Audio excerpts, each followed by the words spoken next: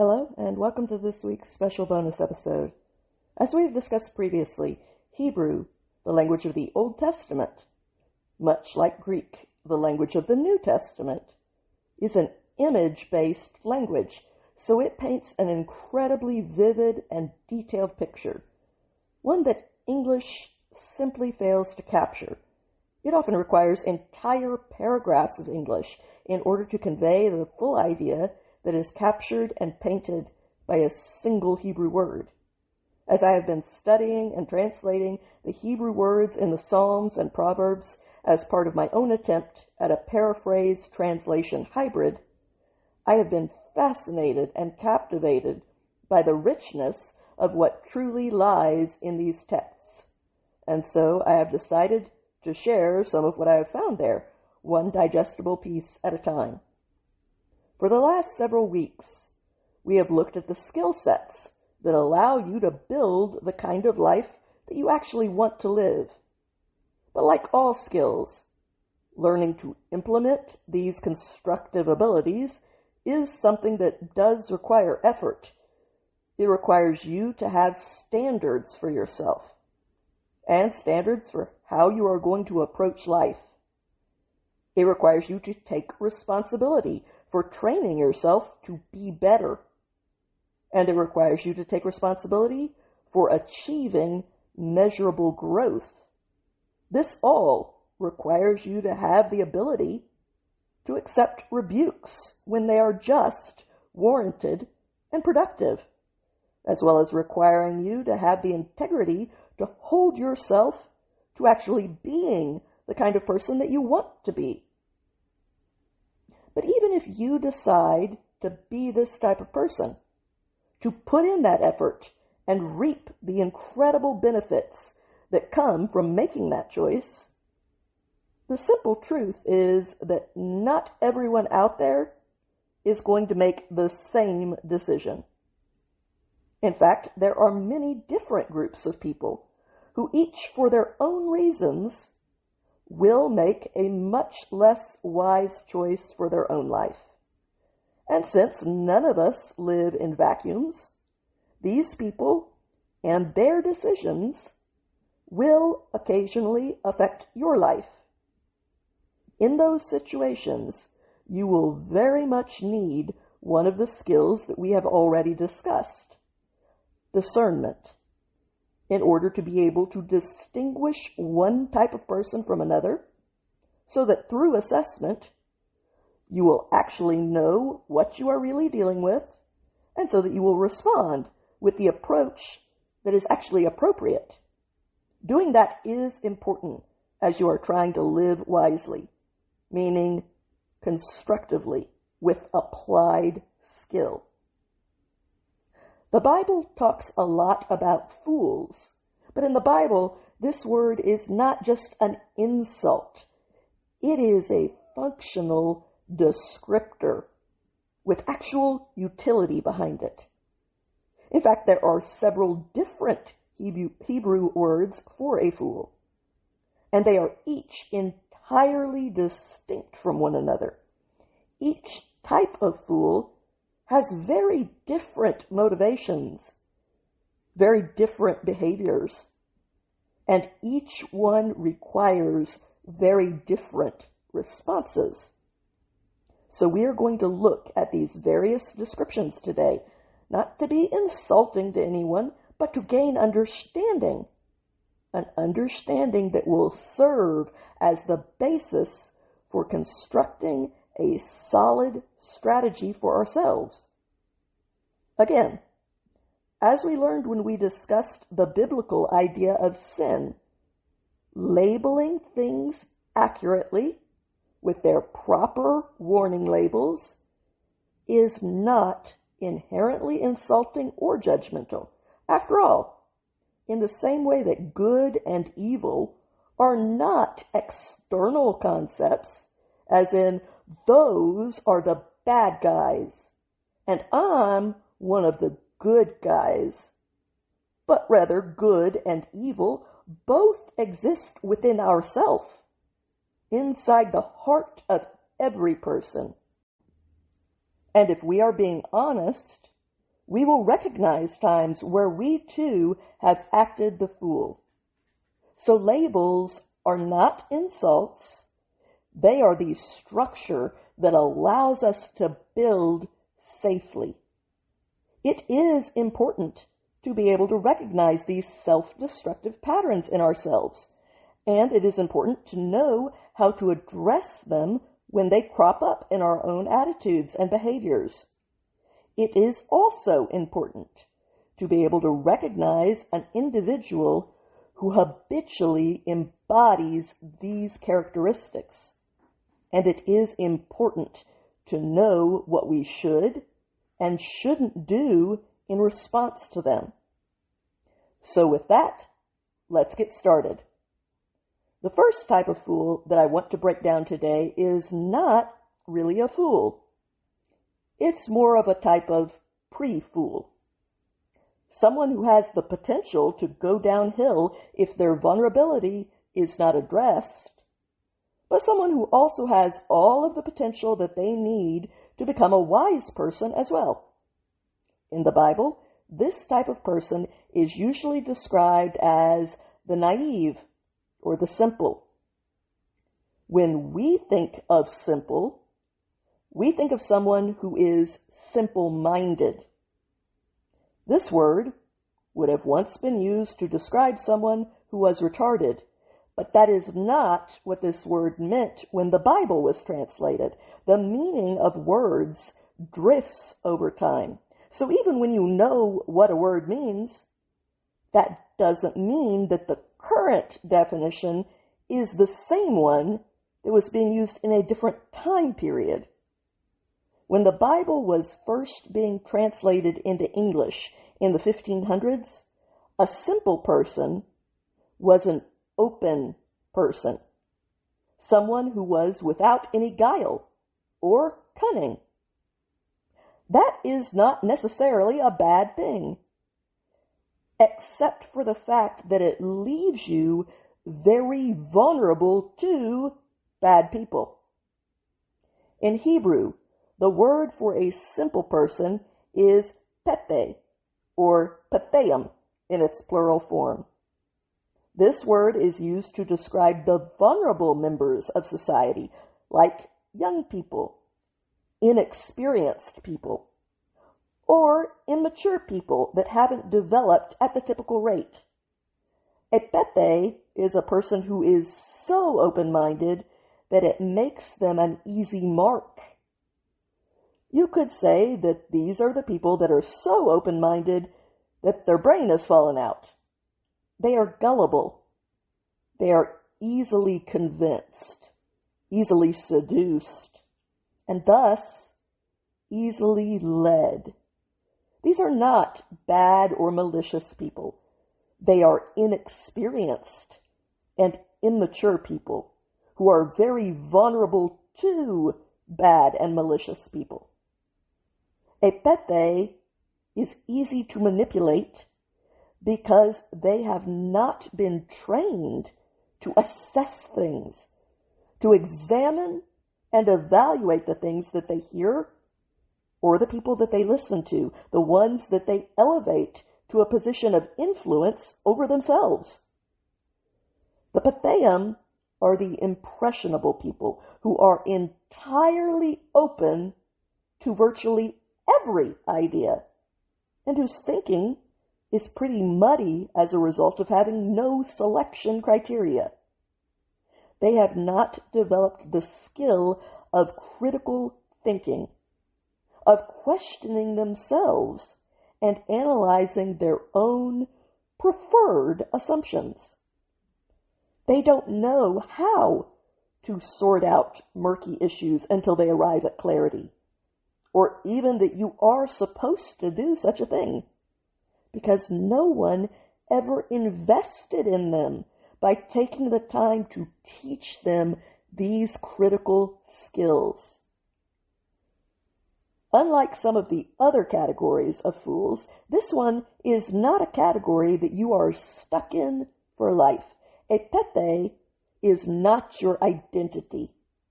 In fact, this is a category that we were all once in. No one was born with the skill of critical thinking. No one was born analyzing the world.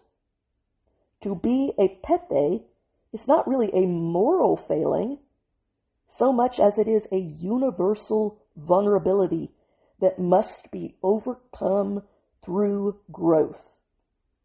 The victims of this weak spot are usually young people, children whose brains are not fully developed yet and who have not had enough experience out in the real world yet to be fully trained in the functional skills of critical thinking.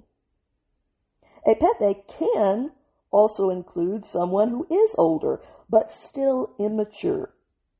They have been around long enough to know better, but they were never trained to function as a mature adult would. And so they still function the way that a child would. Their thinking is still muddy because no one ever taught them how to go about clearing their thinking up by testing ideas until they reach clarity and the solid foundation of truth. Peteum don't know that muddy is muddy, any more than a fish knows what water is, even though they are swimming through it at all times. The word pete comes from the root pata, which means to entice, to deceive, or to be wide open. So its root gives us both the cause and the effect. This is a word that describes being indiscriminately wide open to everything. And that makes you susceptible to being deceived or to being enticed and thus manipulated and led around by someone other than yourself without even seeing that this is what is happening to you. If you were being harsh, you would refer to these people as suckers or pushovers, but the truth is that they are just untutored in the life skill of wisdom and discernment. And this lack has left them very vulnerable. The good news is that this condition is not a death sentence. It can be changed. We know this because at one point, all of us fell into this very category, at a minimum, when we were very young, when we believed that Superman could fly, and Harry Potter could do magic, and Santa Claus traveled the world by reindeer just to come down our chimney with presents that he had made especially for us at the North Pole. We believed whatever we heard. We were open to it all because we didn't have the capacity for critical reasoning or the experience yet to cause us to question any of it. So the fact that we once all fell into this category, and yet many people no longer do, demonstrates that this is the most curable type of fool. What they need is training. And by that, I do not mean that they need a good person to be their puppet master, telling them what to think, having a well-meaning person manipulating them instead of a bad person. I mean that they need someone to train them to think critically for themselves, even though this means that they are sometimes going to disagree with their teacher. That's actually a good sign. It means that you are truly doing your job as a teacher. You are teaching them to think for themselves and to question even the people and the ideas that they cherish. There is a scene that I have come to love in a short movie called The Most Reluctant Convert. This is the story of C.S. Lewis. At one point, he is sent away to live with an amazing tutor. When C.S. Lewis gets off the train and meets his tutor for the first time, he attempts to make pleasant small talk by remarking that Surrey is not at all how he had pictured it. His tutor immediately challenges him by asking him which information he had used to base the way that he had been picturing Surrey on. Had he talked to people who had been there or lived there? Had he read books with first-hand descriptions of the area? When he had pictured Surrey, what was he basing that fantasy picture of his on? To which C.S. Lewis responded, I didn't realize that my opinions were supposed to be based on anything. Now that is a teacher. That was the point. He used questions to bring his student to a transformative realization that solid opinions are built on a solidly informed foundation, and anything less than that is not actually worth very much. A true teacher is a trainer, and critical thinking is a skill that can be taught. It just rarely is anymore, because easily manipulated, open-minded sheep are much easier to produce, and they are much more useful to those who want power than someone who thinks rigorously is, someone who criticizes and examines even what he wants to believe and the presumptions that he is the most comfortable with and personally inclined to cling to, as C.S. Lewis was when it came to his atheism. Now we are going to skip ahead to the silver medalist on the fool hierarchy, because the coin of open-minded easy targets has a terrible flip side to it. That would be a braying jackass. This is an unserious and highly self-impressed joker, an arrogant clown that performs his role as a ridiculing cynic. The Hebrew word for this is letz, or letzim in its plural form, and this word is usually translated as scoffer. This word describes someone who is hopelessly impressed with his own attitude of cynically belittling everything around him. These people are the mirror image of a naive, open-minded pethe, a fact which would utterly devastate them to realize. A pethe is open to everything. A letz is closed to everything. Neither one are thinkers. Both apply a one-size-fits-all strategy to every situation indiscriminately. But a letz is convinced that having contempt for everything is the height of sophistication, and that this behavior somehow proves his intelligence. Now, in actual fact, he has no more intelligence or skill than a pethe does. In fact, he is much, much worse off. As I said, this is the silver medalist, and some would argue the gold medalist on the fool hierarchy. This is a 3,000-year-old version of the horseshoe theory. An open-minded person's open-mindedness can save them. A teacher has a way in. A pethe is open to the idea of exploring critical thinking because they are open to everything, which means that they can learn and stop being a pethe. But a letz is close-minded to everything. He thinks nothing has any value, and so he is not open to the training that would produce real skill or intelligent discernment on his part. There is no way in. So, there is no way out. In the Bible, a let's is the second worst kind of fool and the silver medalist in having the least amount of hope for change. This type of fool is described as being intellectually unteachable, morally reckless, and spiritually hardened. Worst of all, they are a danger to others. A let's does not just reject wisdom.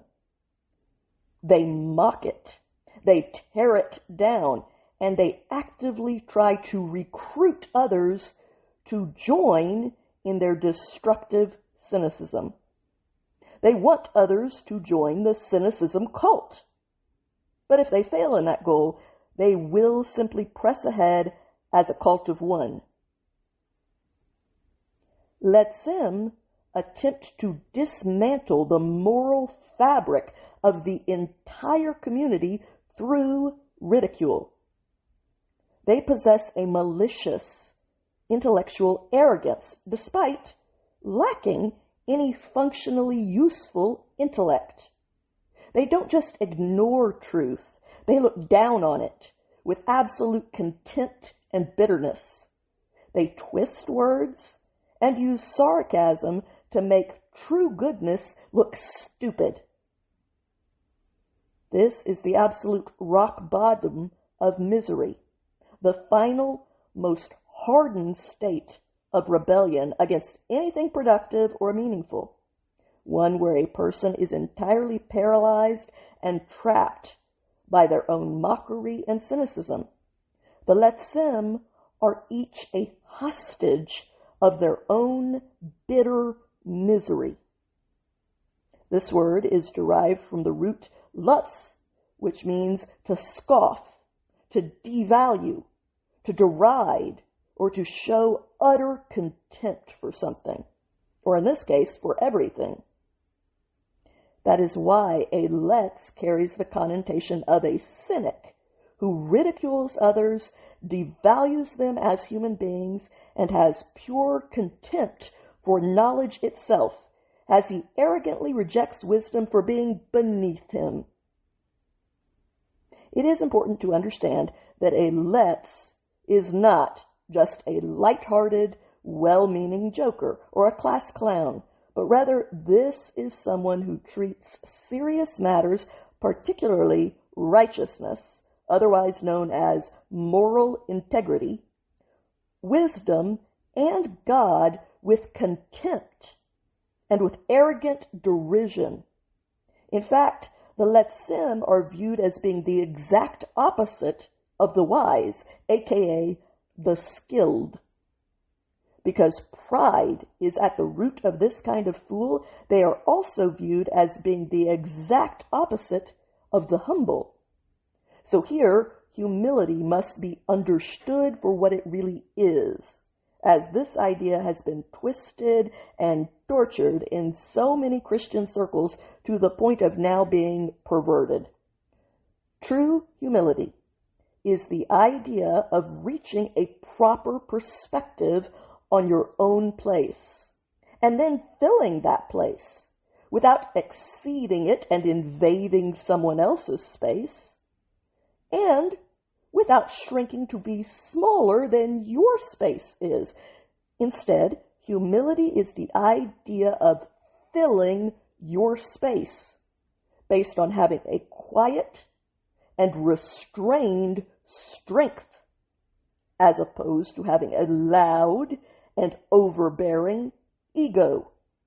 Humility is about having a profound depth of self-awareness and the inner strength to have yourself under control and in check.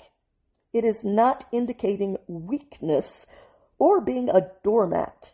A humble person is a private, discreet person with hidden reserves of power at their disposal, who does not seek flashy attention and public acclaim or importance. Instead, they accurately assess and recognize their own limits while fully occupying their God-given space, no more and no less.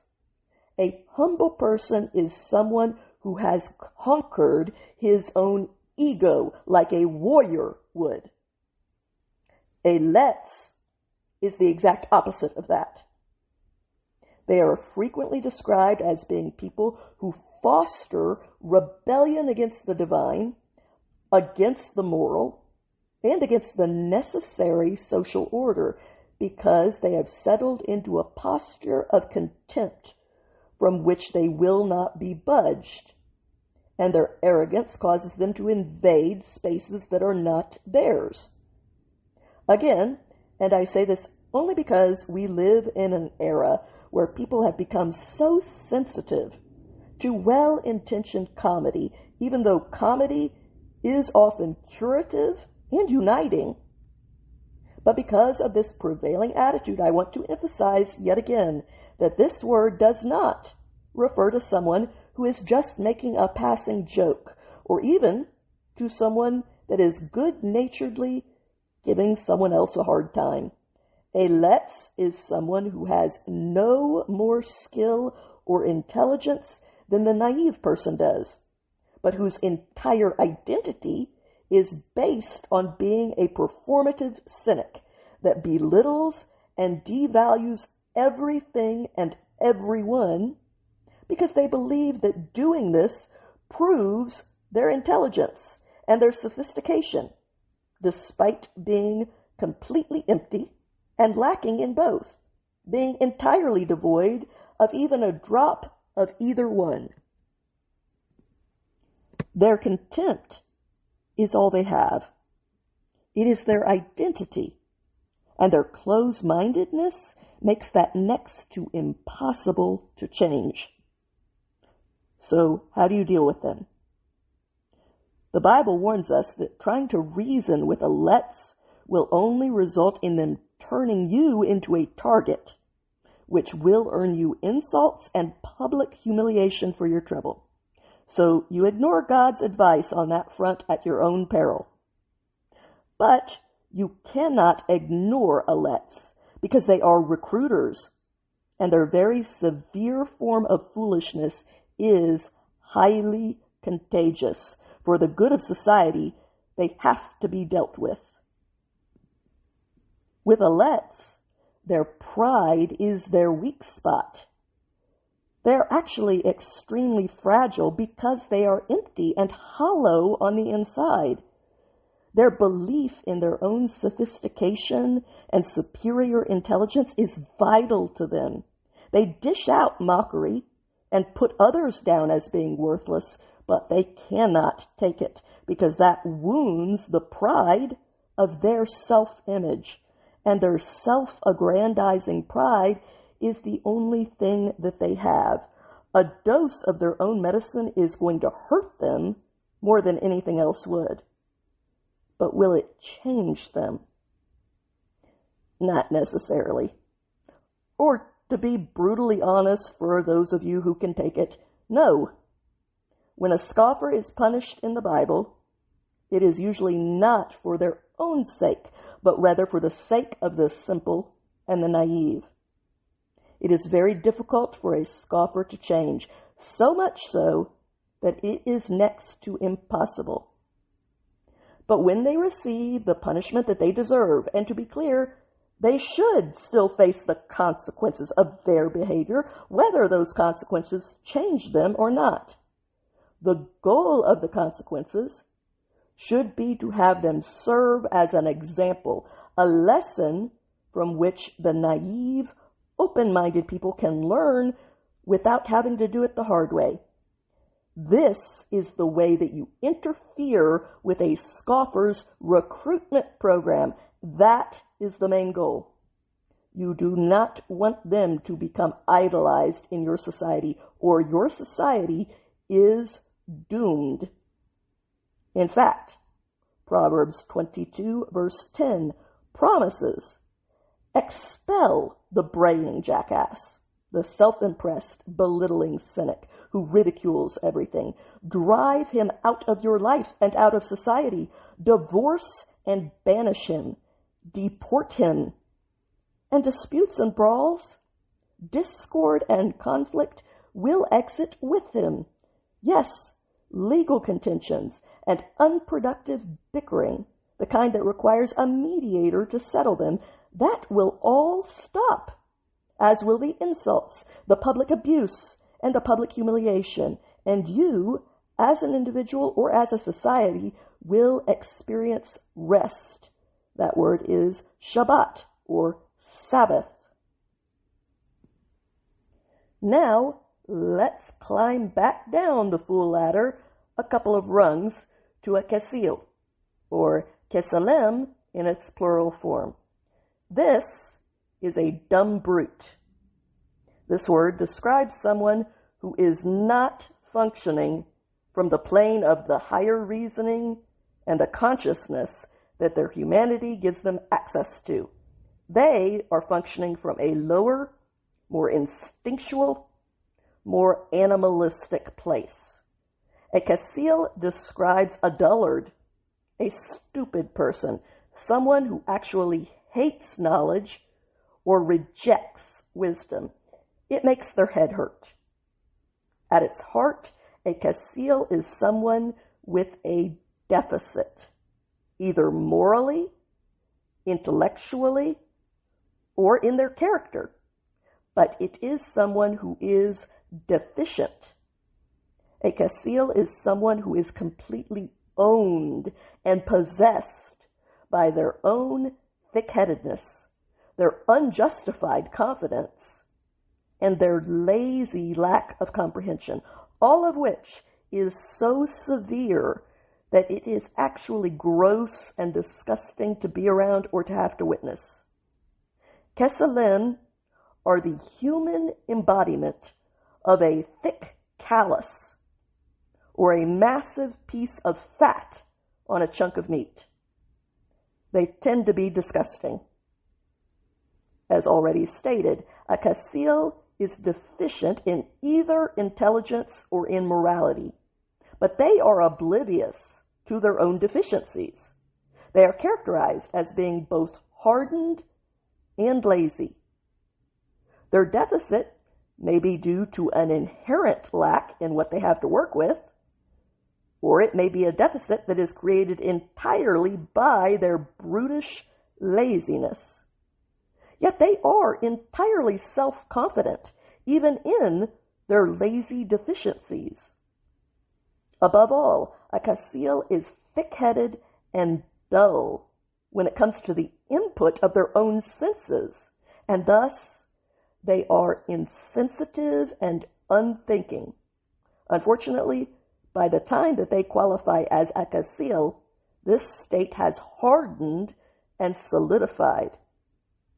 Now, to be extremely clear here, not everyone with a mental deficiency is a kesil. All jacuzzis are hot tubs, but not all hot tubs are jacuzzis. There are many people with low IQs who are lovely, thoughtful, compassionate, and good people.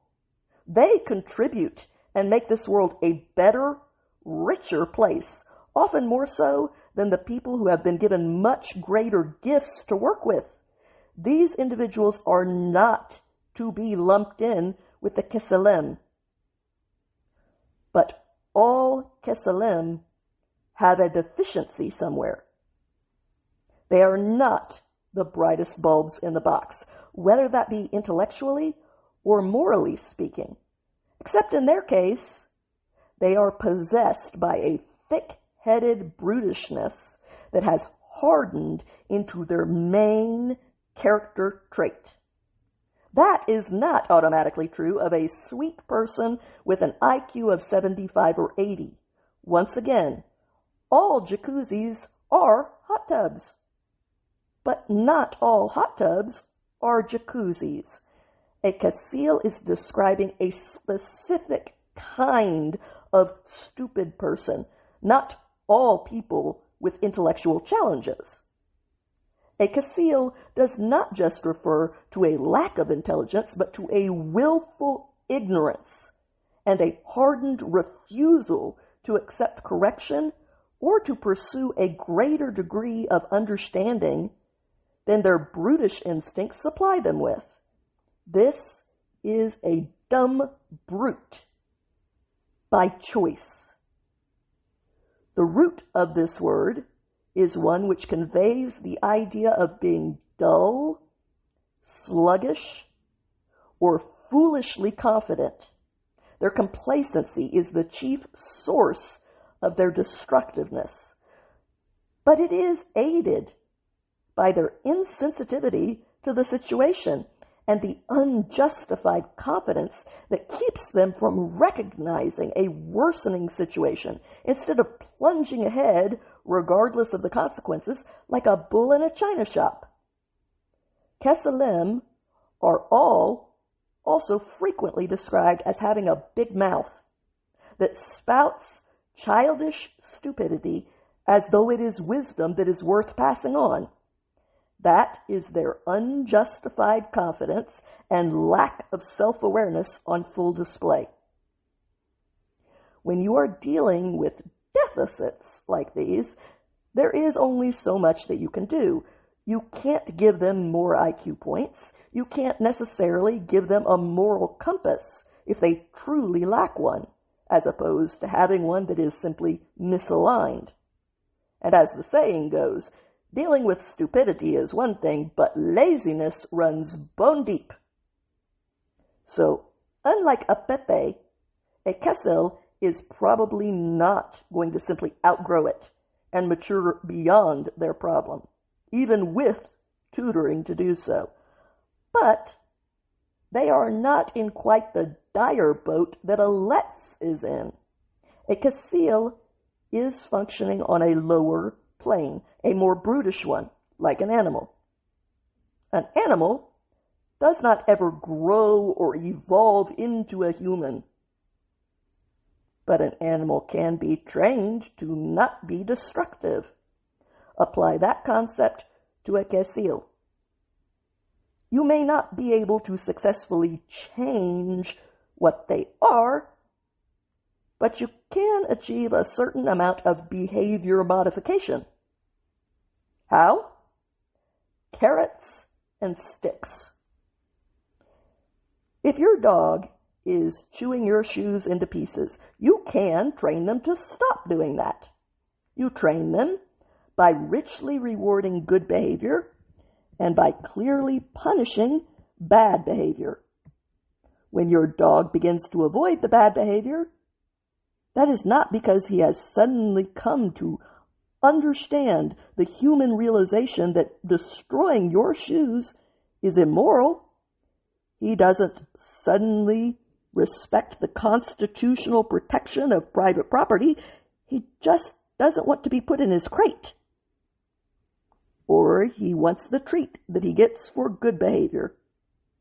You cannot necessarily change the deficit that a Kaseel is working with, morally or intellectually, but you can incentivize the moral or intelligent behavior and disincentivize the stupid and immoral behavior.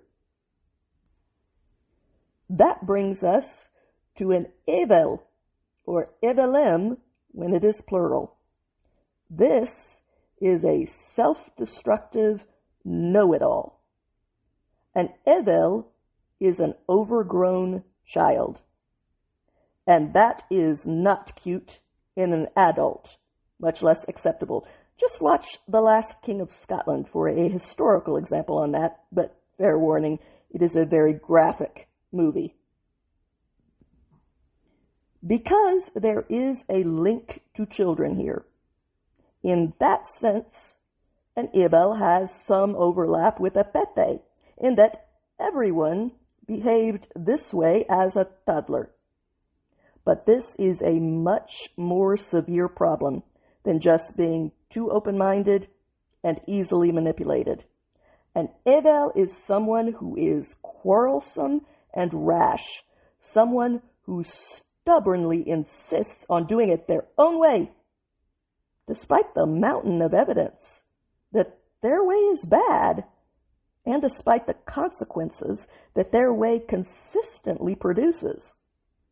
This is someone who cannot conquer their own need for childish defiance.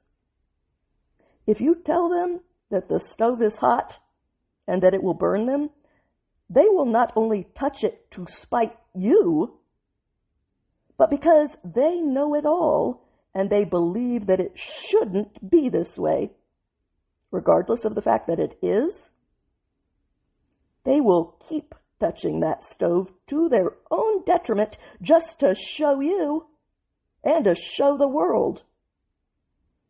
These people are complete slaves to their own stubbornness. And Evil will beat themselves bloody trying to walk through walls if they believe that they should be able to walk through walls. And they will do this no matter how many people try to tell them that what they want is not possible, no matter how much evidence you show them explaining that the laws of physics are not singling them out and they are not going to change just for them either. And no matter how much blood is pouring down into their own eyes from refusing to accept all of that. This is stubborn self-destruction on steroids, a know-it-all need to be right that is such a total eclipse that it will not factor anything else in. The word Evil describes moral derangement and the equivalent of functional insanity. And Evil simply refuses to learn. They are childishly silly and functionally twisted to a perverse degree.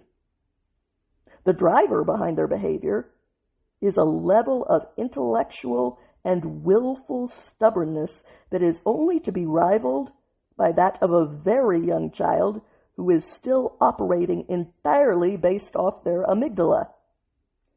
And Evil argues constantly. They endlessly repeat the exact same mistakes for no better reason than defiance. And they flout any form of discipline, completely ignoring all consequences. They are stubborn, arrogant, and hot-headed. They can be dangerous when interfered with, but they tend to be primarily self-destructive. They babble nonstop in the belief that they already have everything figured out, despite all evidence to the contrary. And they proudly try to teach others, despite the fact that their life is a mess. They are loud, abrasive, and constantly argumentative. They are quick-tempered, sometimes violent, and virtually unteachable. They despise guidance because they think that they already know everything. And Evil cannot control their own stubborn impulses, their temper, or their mouths. They are a huge and dangerous toddler who is easily provoked by nothing, quick to start arguments or fights, and habitually blurting out unacceptable comments without a filter. They lash out and explode without even an ounce of restraint, and then 5 minutes later, they are doing the exact same self-destructive behavior that you just addressed. When it comes to an Evil, you cannot teach them, because their stubborn ego gets in the way like the Great Wall of China, as Proverbs 27:22 vividly notes for us, in an effort to spare us a difficult lesson. Even if you grind them in a mortar with a pestle like grain, you still cannot separate them from their particular self-destructive brand of foolish behavior. This is the type of foolishness that Proverbs also notes is inherently a part of a child's heart, meaning the decision-making core of a child. It goes on to say that the restraining punishments of discipline will remove that far from the child. An adult Evel is different. A child may have some of the same tendencies, but that doesn't mean that that is who they are. For an adult Evel, whose core identity centers around being this much of a slave to their own self-destructive ego, there really isn't much more hope for them than there is for a Letz. Proverbs 16, verse 22, warns that the constructive training and corrective discipline of a self-destructive know-it-all, someone who is quarrelsome and rash, who stubbornly insists on doing things their own way, despite the evidence that their way is bad and despite the consequences. To train someone that is that much of a slave to their own stubbornness is in itself self-destructive stubbornness. The training given by this type of person or directed at this type of person is entirely dysfunctional.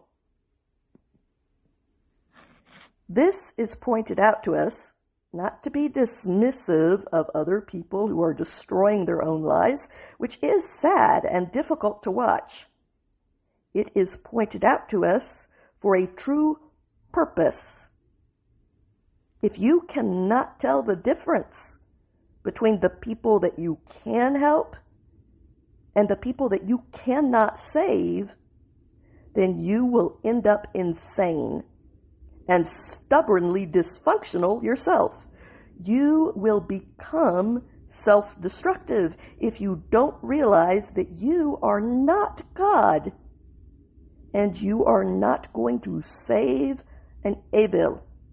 And if you try, he is probably going to turn on you, possibly violently. Your job is to recognize what you are dealing with and to focus on what you can do, which is contain the damage. This type of person is toxic. Stay away from them. Warn others of the danger so that they don't end up battered and damaged. Contain the Evel's stubborn self-destruction to their own life, because they are the ones that are insisting on continuing down this road. And that is their right as long as it damages only them. If they commit any crimes against others, put him in jail and keep him there for as long as the law will allow you to. This is not the kind of criminal that you can reform. By their very nature, they will be a defiant, repeat offender. Now, not every Evel is going to become a criminal, although many will. Petty crimes at the very least. Most of the time, this is going to be the obnoxious, arrogant person who ruins every conversation because they refuse to listen and they constantly pick fights in order to get attention.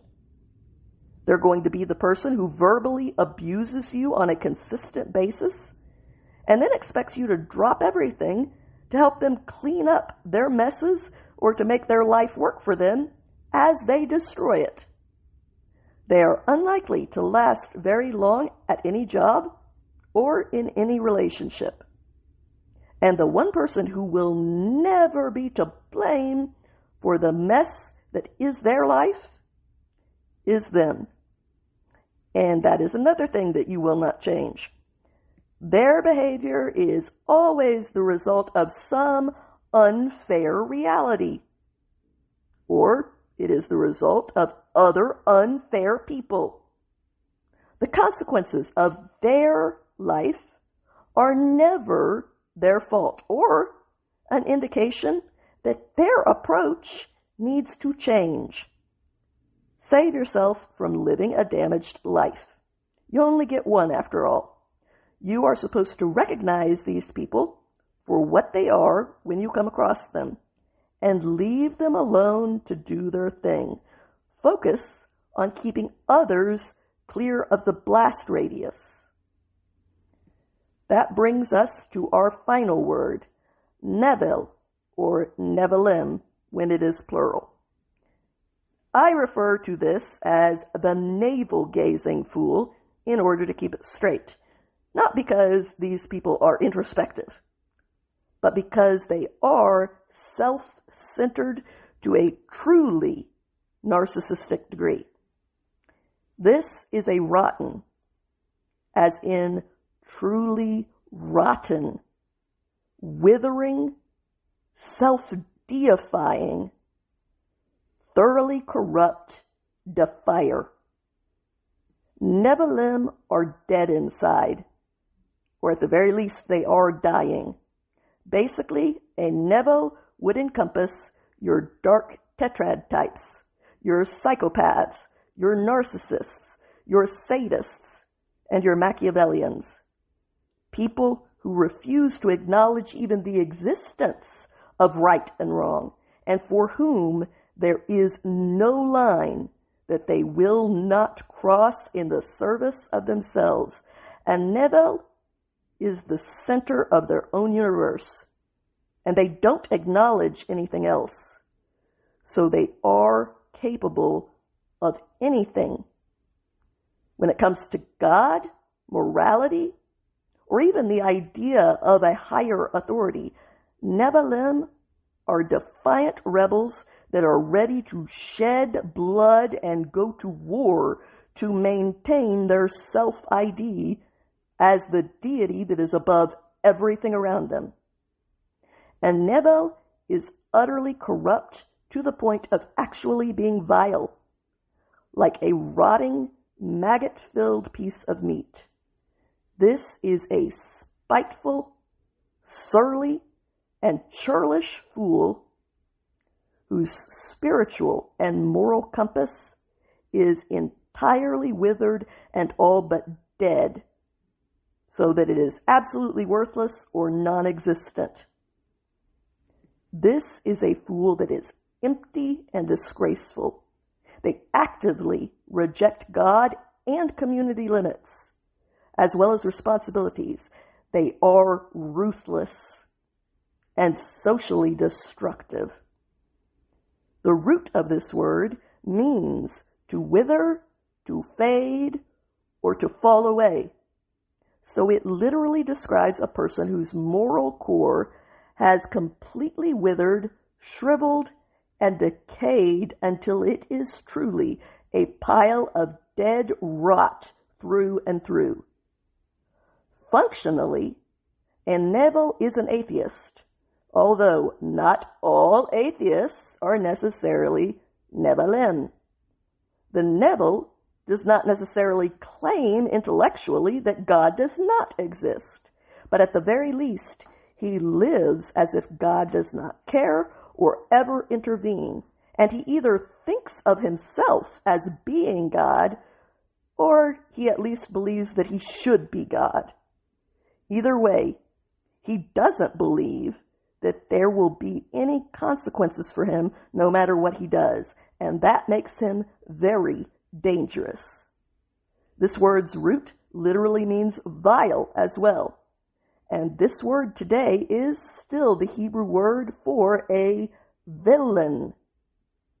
A prime example of this gold medal type of fool is found in 1 Samuel chapter 25, when a wealthy man named Nabal, the exact same word as Nevil, B and V are basically interchangeable in Hebrew. And what must you have been like as a baby for your own mother to name you this? Anyway, Nabal refused to give food to David's men, who had just protected Nabal's flocks. His own wife, Abigail, came to David embarrassed by his behavior and described her husband in her apology to David by saying, "For as his name is, so is he. Nabal is his name, and folly is with him. Nabal in this story is harsh, mean-spirited, and entirely ungrateful for God's grace, as well as for his fellow man's goodness towards him. He choked on a bone and died that very night, and David married his widow, Abigail. Nabal serves as a picture of what you are dealing with when it comes to this type of fool. And Nabal is a rotted, dangerous, cold-hearted person who exploits others because they have no fear of divine retribution or moral consequences. Leave them alone, unless they commit a sociopathic crime, in which case lock them up and throw away the key.